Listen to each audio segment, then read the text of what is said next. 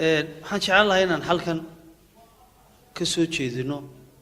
hadal ka soo yeedhay wasiirka arrimaha gudaha Somaliland Doraatole markii Hargeysa Stadium lagu soo gabagabeynayay maratoonkii lagu magac daray Somaliland Marathon wasiirku wuxuu yiri xisbiyada mucaaradka waxay ka soo horjeedaan guulaha Somaliland bay ka soo horjeedaan oo ciyaarihii ay lahaayeen lama qabanayo waa naga qabanay reer Somaliland oo ma aragtaan waxa noo soo baxday inuu wax aragtiya ka haysan doodii taagneeda wasaaradda iyo xisbiyadu isku hayeen ahayd wadamadan la aqoonsan tartanka loo qabanayo Somaliland baa lagu qabanayaa iyo ha lagu qabtay sidaynu qabanayo baahideena sidaynu u daboolana baahi badan baa ciyaari dalka ka jirtay sidee baynu wax uga qabanaa waxa muuqata inuu wasiirka arrimaha gudaha ka haysan wax aragtiya ku wasaaradda joogaana u sheegin wasiirku wuxuu muddooyinkii ugu dambeeyay muddo ku siman deyntii Somaliland jirtayba mucaarad buu ahaa dawladdii Cabdiraxmaan Tuur Allah yarxam mucaarad buu ahaa cigaal Allah yarxamiyo mucaarad buu ku ahaa riyaale mucaarad buu ku ahaa 8 sano Muuse ninka la yiraahdo Axmed Maxamed Silaayana isagii madaxweynaha imka mucaarad bay hayno iyo koo kulmiyaa baa dibadda ka joogan mucaarad bay mucaaradadii baad moodaa inuu la adapter la sameeyo ay jirkiisa iyo ruuxdiisa gashay wuxuu wasiirku garanay inuu yahay wasiirka arrimaha gudaha laga doonayo wax qabad laga doonayo horumar laga doonayo inuu qaranka difaaco wali laakiin wuxuu isku haystaa mucaarad dawladda dhaliilaya marka xoolana horta mucaarad ma tiid tan tawleeyahay guulaha Somaliland bay ka soo horjeedaan mucaaradku wasiir guulaha Somaliland ma waxa uu taqaanaa dhalinyarada reer Boorame waraaqdi xafiiska ka soo baxday ku xidhan muddo 7 cisho ku siman xabsiga Boorame ku xidhan xaqoodii xuquuqdoodii dastuurkii waraaqdii aad xafiiska ka qortay ku xidhan yihiin ma waxa guusha Somaliland u taqaanaa dhalinyarada darbajiifka masaakiinta ah qaranka weydiistay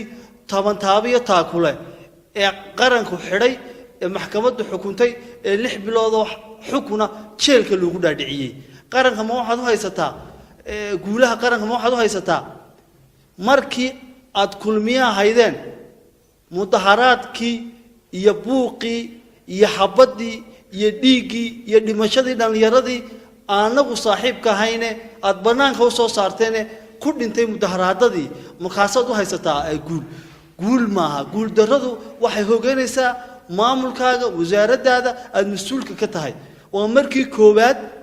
ee dad reer Somaliland ay isku dhacaan idhaahdaan wasaaradda arrimaha gudaha iyo wasiirka kuma kalsoonin nidaamkiisa iyo maamulkiisa ay tagaan dawlad shaarkeenaayo jigjiga Itoobiya lagu soo heshiisiyay oo fashilka wasaaraddaada haysata oo fashilka ku haysta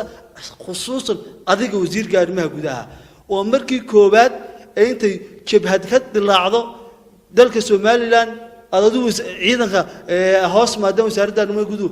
tahli kar weyday inaad wada hadal iyo dib heshiisiin ku sameeysid waa markii koowaad ay inta TV soo istaagtay aad caydid madaxweyne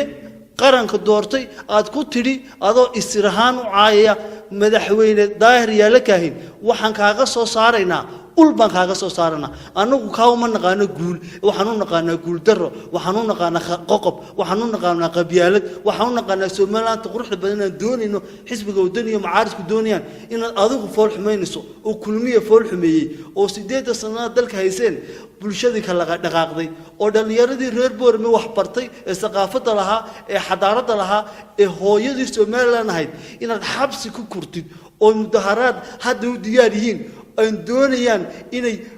badbaadiyaan 3 Somaliland inay maanta ku badbaadiyaan aragtidooda aqooneed aragtidooda saqaafadeed xadaaro ay hadal ku badbaadinayaan waxaan ugu baaqaynaa xukuumadda Somaliland inay dhalinyarada reer Boorama xidhan ee tacadiga ku xidhan ee xadgudubka ku xidhan xorriyadoodii loo soo celiyo waxaan ku baaqaynaa in dhalinyarada darbijiifka ah baahida iyo balanbalka ka muuqday ee dawladnimada in soo biday in xorriyadoodii loo soo celiyo waxaan ka xunnahay in muddada 8 sano kulmiye joogay dalkii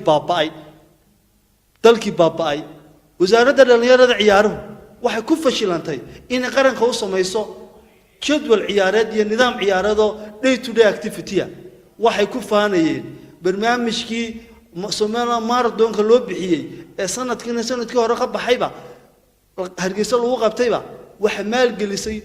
oo dadka soo casuuntay oo tigidhada ka soo bixisay oo dad wufuudi dadka ajaanibka ah wadamada jaarka sida Ethiopia iyo Djibouti dadka u yeedhay soo casuumay dhaqaalaha ku bixiyay waxa weeye shirkadda Dahabshiil Group inay wasaaraddu sheegato waxayna lahayn waa ceeb hadday wasaaraddu karayso inay wax qabato wasiirka arrimaha gudaha ugu yeedhay inuu isku sawiro waxay qaban lahayn koobka gobolada waxay qaban lahayn koobka gobolada Soomaaliland bay qaban lahayn ay tahli kar waayeen una 4 sano la qaban waa bahdilka wasaaradda ka muuqata xiriirkii shaqeynayna madaxa iskaga duubeen marka waxaan aad uga xunahay inay foolxumada u yaqaanaan qurux anagu foolxumada waxaan u naqaanaa taynagaynu hoostaala quruxdan waxaan u naqaanaa halganka mucaaradku ku jiro ee shacabka Soomaaliland ku jiro ee reer Boorama lambar 1 ka yihiin hiilka ugu jiraan Soomaaliland qurux badan